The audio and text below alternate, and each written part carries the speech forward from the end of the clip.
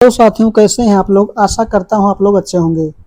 आज हम लोग लुईस डॉट स्ट्रक्चर के बारे में पढ़ेंगे, जिसको हिंदी में लुईस संरचना या लुईस बंध संरचना भी कहते हैं। लुईस संरचना या लुईस बिंदु संरचना भी कहते हैं। तो लुईस डॉट स्ट्रक्चर के माध्यम से हम लोग किसी भी यौगिक में इलेक्ट्रॉनों की संख्या को ज्ञात करते हैं और लुईस डॉट स्ट्रक्चर की सहायता से किसी भी यौगिक में उस यौगिक में उपस्थित लोन पेयर इलेक्ट्रॉन जो होते हैं उसको ज्ञात किया जाता है।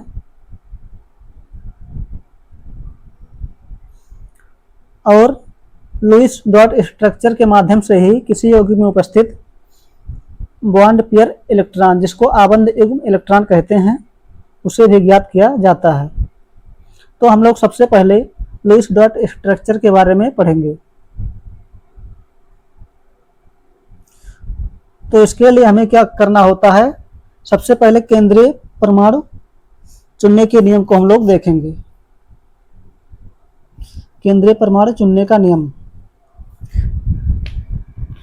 जिसमें पहला है कम संख्या, यानी कि जैसे कोई भी यौगिक है, जैसे NH3, तो उसमें जिसकी संख्या कम होगा उसी को केंद्रीय परमाणु के रूप में चुना जाएगा। जैसे यहाँ पर नाइट्रोजन की संख्या कम है तो इसी को केंद्रीय परमाणु के रूप में चुना जाएगा। और आकार बड़ा होना चाहिए। और तीसरा है परमाणु क्रमांक सबसे बड़ा, यानी कि इस यौगिक में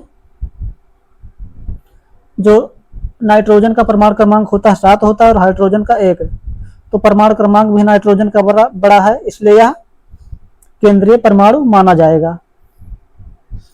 इसके बाद दूसरा पॉइंट है, हाइड्रोजन और फ्लोरीन कभी भी केंद्रीय परमाणु नहीं हो सकते हैं। जैसे जो हाइड्रोजन और फ्लोरीन है ये कभी भी केंद्रीय परमाणु नहीं होगा, क्योंकि इसका आकार छोटा होता है। जैसे NH3 में हाइड्रोजन जो हो यह केंद्रीय परमाणु नहीं होगा, क्योंकि इसका आकार छोटा है। इसी प्रकार BF3 में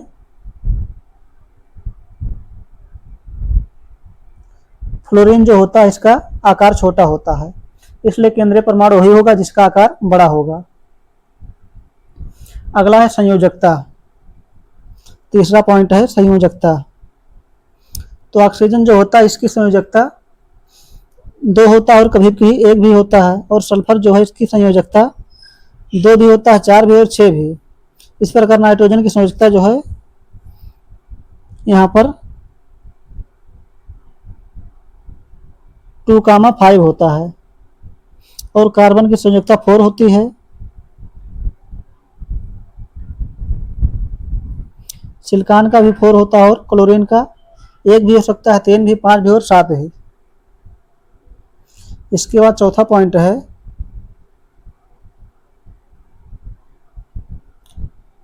कोने वाले परमाणु का अष्टक पूरा होना चाहिए। मतलब जो परमाणु कोने पर है, जैसे यहाँ हाइड्रोजन कोने पर है तो इसका अष्टक पूरा होना चाहिए। और केंद्रीय परमाणु जो होता है उसके पास 8 या उससे अधिक इलेक्ट्रॉन हो सकते हैं। केंद्रीय परमाणु जो होता है यौगिक बनाने के लिए उसके पास 8 इलेक्ट्रॉन या उससे अधिक इलेक्ट्रॉन भी हो सकते हैं। पांचवा पॉइंट है केंद्रीय परमाणु अपनी अधिकतम संयोजकता में रहने का प्रयास करता है। जैसे हमने ऊपर देखा कि ऑक्सीजन की संयोजकता 1 भी हो सकती है, 2 भी हो सकती है, और इसी प्रकार सल्फर की 2, 4, 6 भी कुछ भी हो सकती है। लेकिन जो केंद्रीय परमाणु होता है यह अपनी अधिकतम संयोजकता में रहने का प्रयास करता है। इसलिए यौगिक बनाने के लिए ऑक्सीजन की संयोजकता जो होती है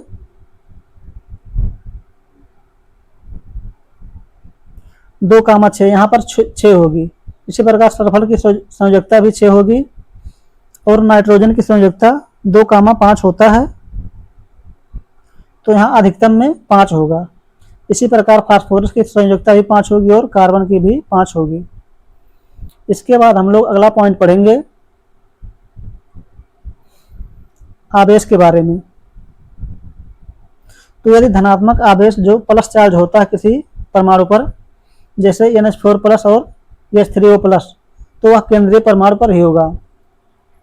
जो प्लस चार्ज होगा वह केंद्रीय परमाणु पर होगा, किनारे के परमाणुओं पर नहीं होगा। जैसे NH3 में प्लस चार्ज जो होता है वो नाइट्रोजन पर ही होता है और जो हाइड्रोजन है इस पर माइनस चार्ज होता है। यदि ऋणात्मक आवेश चार्ज होगा तो कोने वाले परमाणु पर, जैसा हमने ऊपर बताया कि जो यहाँ पर हाइड्रोजन है या किनारे वाला परमाणु है इस पर माइनस चार्ज होगा और जो बीच का परमाणु होगा उस पर प्लस चार्ज होगा। इसके बाद हम लोग इलेक्ट्रॉन ज्ञात करने का, लोन पेयर और बॉन्ड पेयर ज्ञात करने के फार्मूले को देखेंगे। तो टोटल इलेक्ट्रॉन ज्ञात करने का फार्मूला है, इसे Q से प्रदर्शित करते हैं। टोटल इलेक्ट्रॉन ज्ञात करने के लिए सभी परमाणुओं के संयोजकता इलेक्ट्रॉन को ज्ञात करेंगे और संयोजकता इलेक्ट्रॉन जो होगा वह अधिकतम संयोजकता वाला इलेक्ट्रॉन ही माना जाएगा। दूसरा है आबंध युग्म इलेक्ट्रॉन, जिसको बॉन्ड पेयर इलेक्ट्रॉन कहते हैं। तो इसका फार्मूला है 2 इंटू आबंधों की संख्या। और तीसरा है एकाकी युग्म इलेक्ट्रॉन, जिसको लोन पेयर इलेक्ट्रॉन कहते हैं। लोन पेयर इलेक्ट्रॉन ज्ञात करने के लिए टोटल इलेक्ट्रॉन जो Q है इसमें से दूसरा जो हमने पढ़ा बॉन्ड पेयर इलेक्ट्रॉन, इसको घटाएंगे, जिससे हमें लोन पेयर इलेक्ट्रॉन किसी भी यौगिक में ज्ञात हो जाएगा। तो हम लोगों ने इलेक्ट्रॉन को ज्ञात करने के लिए फार्मूला देखा। इसके बाद हम लोग लुईस बिंदु संरचना द्वारा ऑक्सीजन की संरचना के निर्माण को देखेंगे। तो ऑक्सीजन परमाणु में यहाँ पर ऑक्सीजन के 2 तत्व हैं, जिसमें से ऑक्सीजन की संयोजकता जो होती है 6 होती है। तो ऑक्सीजन की संयोजकता ज्ञात करने के लिए यहाँ पर ऑक्सीजन के 2 परमाणु हैं, तो ऑक्सीजन की संयोजकता 6 इंटू 2 हो जाएगी। और ऊपर हम लोगों ने देखा कि टोटल इलेक्ट्रॉन ज्ञात करने के लिए सभी परमाणुओं की संयोजकता इलेक्ट्रॉन को लिखते हैं।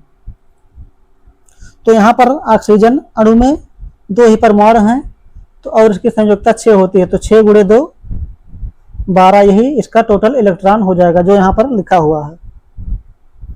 और बॉन्ड पेयर इलेक्ट्रॉन ज्ञात करने के लिए हम लोगों ने देखा है 2 इंटू आबंधों की संख्या।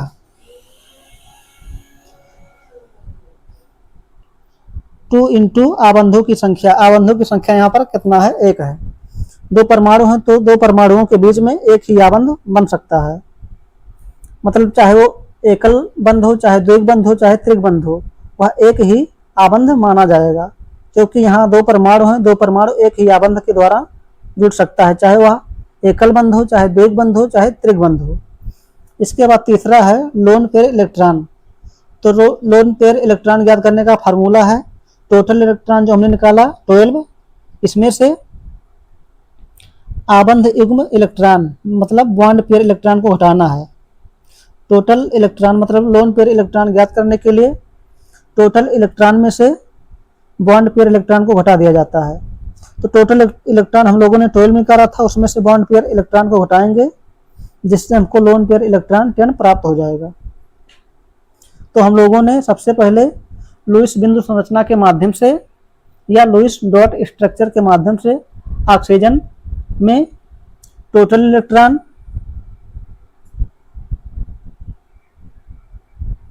बॉन्ड पेयर इलेक्ट्रॉन और लोन पेयर इलेक्ट्रॉन को निकालना सीखा।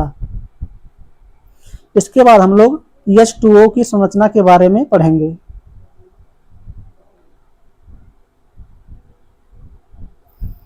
H2O की संरचना, यहाँ पर इस यौगिक में हाइड्रोजन के 2 परमाणु और ऑक्सीजन अकेला है। तो यहाँ पर हाइड्रोजन की संयोजकता जो होती है एक होती है,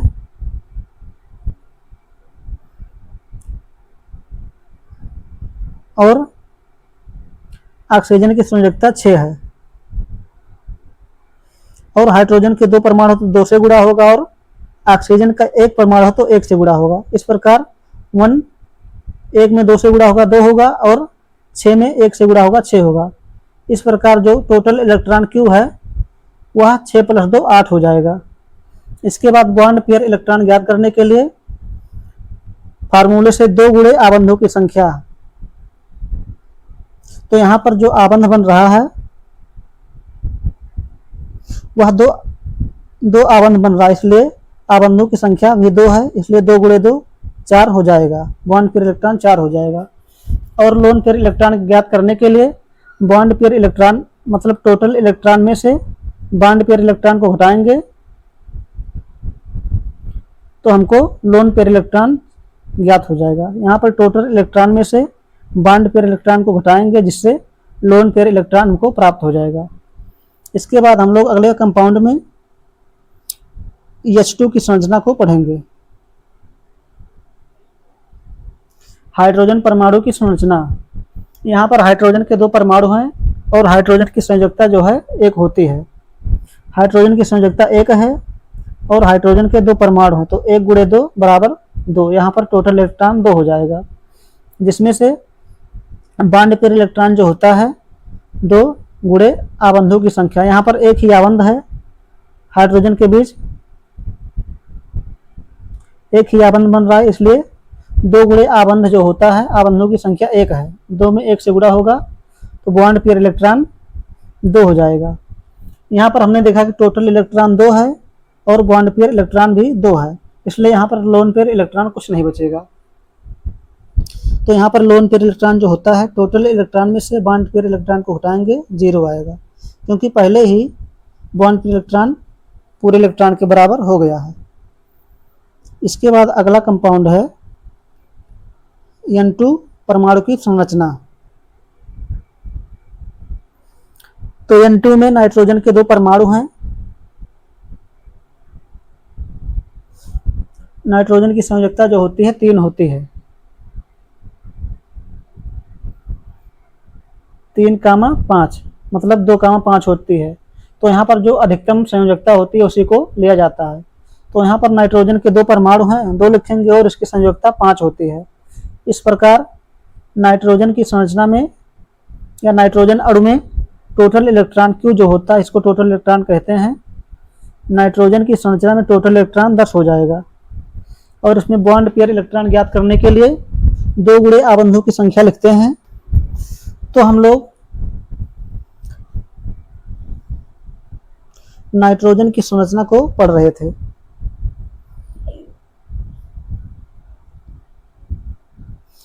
तो यहाँ पर नाइट्रोजन के 2 परमाणु हैं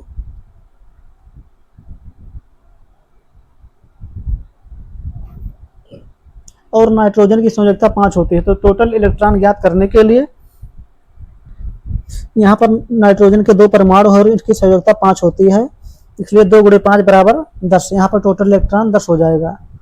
और बॉन्ड पेयर इलेक्ट्रॉन ज्ञात करने के लिए फार्मूला होता है 2 × आबंधों की संख्या। यहाँ पर 2 परमाणु हैं तो उनके बीच में एक ही आबंध होगा, चाहे वह एकल बंध हो, चाहे द्विग बंध, चाहे त्रिक बंध हो, लेकिन वह एक ही आबंध माना जाएगा, क्योंकि 2 परमाणु हैं, 2 परमाणु एक ही आबंध के द्वारा जुड़े होते हैं। तो यहाँ पर आबंधों की संख्या 1 हो जाएगी और बॉन्ड पेयर इलेक्ट्रॉन यहाँ पर 2 प्राप्त होगा। और लोन पेयर इलेक्ट्रॉन ज्ञात करने के लिए टोटल इलेक्ट्रॉन में से बॉन्ड पेयर इलेक्ट्रॉन को घटाएंगे, जिससे 10 - 2 करेंगे तो हमको lone pair electron total electron में से 2 को घटाएंगे तो 8 प्राप्त होगा, जो हमारा लोन पेयर इलेक्ट्रॉन है। इसके बाद अगला है CH4 या जिसको मीथेन भी कहते हैं। मीथेन की संरचना ज्ञात करेंगे। तो CH4 में हाइड्रोजन जो है इसके 4 परमाणु हैं और चारों की संयोजकता 1-1 होती है। इसके बाद कार्बन जो है उसका केवल 1 ही परमाणु यहाँ पर है और इसकी संयोजकता 4 होती है। तो 4 का 1 में गुणा होगा 4 होगा, प्लस 4 का 1 में गुणा हुआ 4 होगा, दोनों मिलाकर यहाँ पर कुल इलेक्ट्रॉनों की संख्या जो है 8 आ जाएगी। अगला फार्मूला है बॉन्ड पेयर इलेक्ट्रॉन। तो CH4 में बॉन्ड पेयर इलेक्ट्रॉन कितना, इसको ज्ञात करने के लिए फार्मूला होता है 2 इंटू आबंधों की संख्या। तो यहाँ पर CH4 में टोटल 5 एलिमेंट हैं और इनके बीच में टोटल 4 आबंध बने हुए हैं। तो आबंधों की संख्या यहाँ पर 4 है। तो बॉन्ड पेयर इलेक्ट्रॉन 2 इंटू 4 बराबर 8 हो जाएगा। और लोन पेयर इलेक्ट्रॉन ज्ञात करने के लिए टोटल इलेक्ट्रॉन में से बॉन्ड पेयर इलेक्ट्रॉन को हटाते हैं, जिससे यहाँ पर दोनों बराबर, इसलिए लोन पेयर इलेक्ट्रॉन 0, यानी कि CH4 में कोई भी लोन पेयर इलेक्ट्रॉन नहीं है। अगला है CO2 का स्ट्रक्चर या स्ट्रक्चर ऑफ CO2। तो CO2 में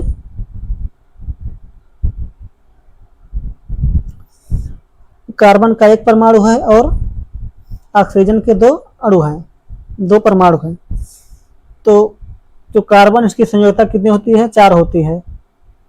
तो 4 गुणे 1 हो जाएगा। और जो ऑक्सीजन है इसकी संयोजकता 6 होगी और इसके 2 परमाणु हो तो 6 गुणे 2। तो 4 गुणे 1 बराबर 4 हो जाएगा और 6 गुणे 2 बराबर 12। तो यहाँ पर 12 प्लस 4 बराबर 16, यानी कि CO2 में टोटल इलेक्ट्रॉन 16 हैं। और उसमें बॉन्ड पेयर इलेक्ट्रॉन कितना होता है, तो बॉन्ड पेयर इलेक्ट्रॉन ज्ञात करने का फार्मूला है 2 गुणे आबंधों की संख्या। तो आबंधों की संख्या यहाँ पर कितना है, 3 परमाणु हैं और 3 के बीच में 2 आबंध बना हुआ है। तीनों परमाणुओं को जोड़ने के लिए 2 आबंध यहाँ पर बना हुआ है। तो यहाँ पर आबंधों की संख्या भी 2 हो जाएगी, इसलिए बॉन्ड पेयर इलेक्ट्रॉन 2 गुणे 2 बराबर 4 प्राप्त हो जाएगा। इसके बाद CO2 में लोन पेयर इलेक्ट्रॉन ज्ञात करने के लिए क्या होता है, टोटल इलेक्ट्रॉन में से बॉन्ड पेयर इलेक्ट्रॉन को हटाया जाता है। तो यहाँ पर टोटल इलेक्ट्रॉन 16 है, इसमें से बॉन्ड पेयर इलेक्ट्रॉन 4 है, घटाएंगे तो हमारा लोन पेयर इलेक्ट्रॉन 12 प्राप्त होगा। इसी प्रकार अगला Cl2 में हम लोग ज्ञात करेंगे क्लोरीन परमाणु में टोटल इलेक्ट्रॉनों की संख्या। तो यहाँ पर क्लोरीन के 2 परमाणु हैं और क्लोरीन की संयोजकता जो होती है 7 होती है। अधिकतम संयोजकता 7 होती है और न्यूनतम 1 होती है। तो यहाँ पर अधिकतम संयोजकता ही लिया जाता है। यहाँ पर क्लोरीन के 2 परमाणु हैं और इसकी संयोजकता 7 है, तो टोटल इलेक्ट्रॉन इसमें 14 हो जाएंगे। और बॉन्ड पेयर इलेक्ट्रॉन जो होता है इसको ज्ञात करने के फार्मूला होता है 2 गुणे आबंधों की संख्या। तो 2 परमाणुओं के बीच में एक ही आबंध बन रहा है, इसलिए आबंधों की संख्या 1 होगी और बराबर 2 इंटू 1 बराबर 2, बॉन्ड पेयर इलेक्ट्रॉन 2 हो जाएगा। और लोन पेयर इलेक्ट्रॉन ज्ञात करने के लिए टोटल इलेक्ट्रॉन में से बॉन्ड पेयर इलेक्ट्रॉन को घटाएंगे तो हमको 14 में से 2 घटाएंगे तो 12 प्राप्त होगा, जो लोन पेयर इलेक्ट्रॉन प्राप्त होगा Cl2 में। अगला है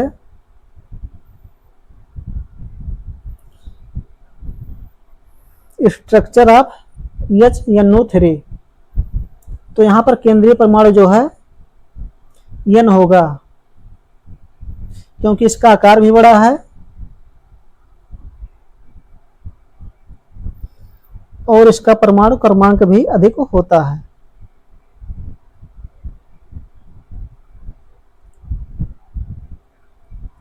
और यहाँ पर देखेंगे ऑक्सीजन का परमाणु क्रमांक भी अधिक होता है, लेकिन हम लोगों ने ऊपर देखा था कि जिसकी संख्या कम होती है उसे ही केंद्रीय परमाणु चुना जाता है, कम संख्या। तो जिसकी संख्या, किसी भी यौगिक में जिसकी संख्या कम होती है उसे केंद्रीय परमाणु चुना जाता है, यानी कि उसी से सभी आबंध बनाए जाते हैं। तो HNO3 में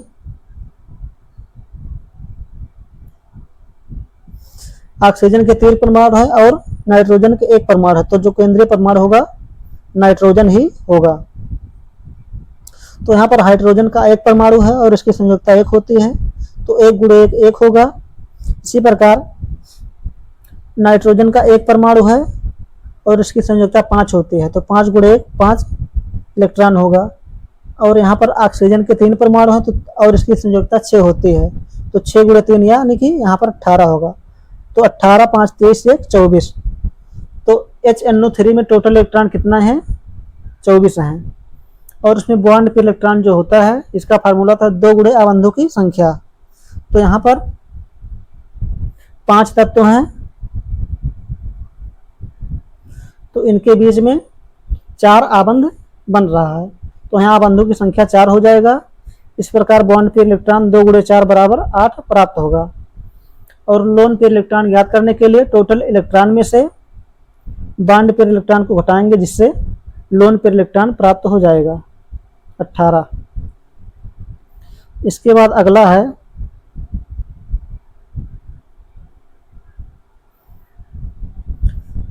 स्ट्रक्चर ऑफ H2SO4 यानी कि H2SO4 जिसको सल्फ्यूरिक अम्ल भी कहते हैं।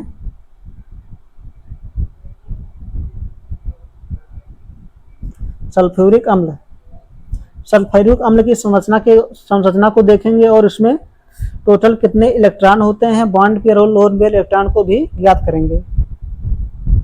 तो H2SO4 में हाइड्रोजन के 2 परमाणु हैं और इसकी संयोजकता 1 होती है,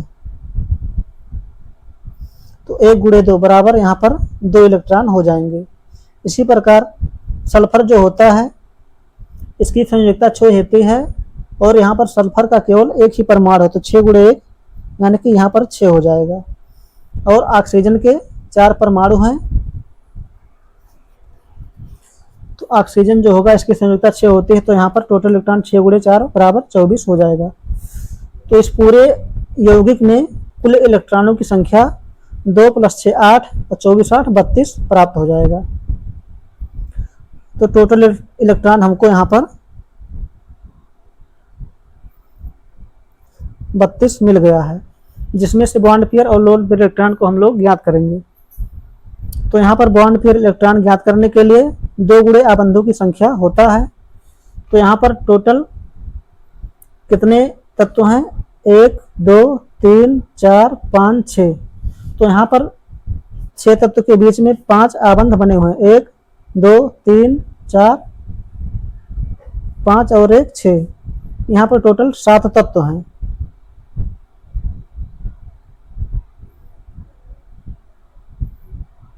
दो 1 3 और 4 7 तत्व हैं और इनके बीच में टोटल 6 बंध या 6 आबंध बन रहे हैं। तो यहाँ पर आबंधों की संख्या 6 हो जाएगी। इस प्रकार हमको बॉन्ड पेयर इलेक्ट्रॉन 12 प्राप्त हो जाएगा। और लोन पेयर इलेक्ट्रॉन जो होता है बॉन्ड पेयर इलेक्ट्रॉन में से, मतलब टोटल इलेक्ट्रॉन में से बॉन्ड पेयर इलेक्ट्रॉन को हटाएंगे, मतलब 32 में से 12 घटाएंगे तो हमको 20 प्राप्त हो जाएगा, जो यहाँ पर लोन पेयर इलेक्ट्रॉन है। इसके बाद अगला कंपाउंड है BF3। BF3 में बोरान का 1 परमाणु है और फ्लोरीन के 3 परमाणु हैं। और बोरान की जो संयोजकता होती है 3 होती है और इसका 1 ही परमाणु है, तो यहाँ पर 3 गुणे 1 हो जाएगा। और फ्लोरीन के 3 परमाणु हैं और इसकी संयोजकता 7 होती है, तो यहाँ पर 7 गुणे 3 हो जाएगा, यानी कि 3 गुणे 1 3 और 7 गुणे 3 21। यहाँ इस परमाणु में मतलब BF3 कंपाउंड में टोटल इलेक्ट्रॉन 24 होंगे, जिसमें से बॉन्ड पेयर इलेक्ट्रॉन जो है 2 गुणे आबंधों की संख्या होती है। तो आबंध यहाँ पर कितने हैं? 3 आबंध बने हुए हैं।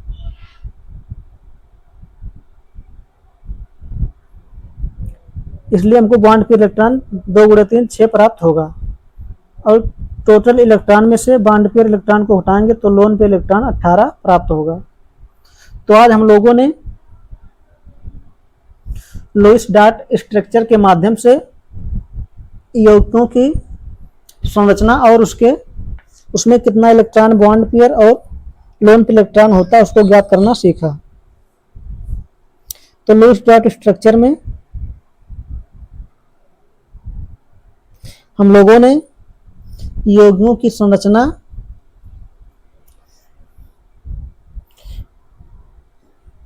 और टोटल इलेक्ट्रॉनों को ज्ञात करना सीखा।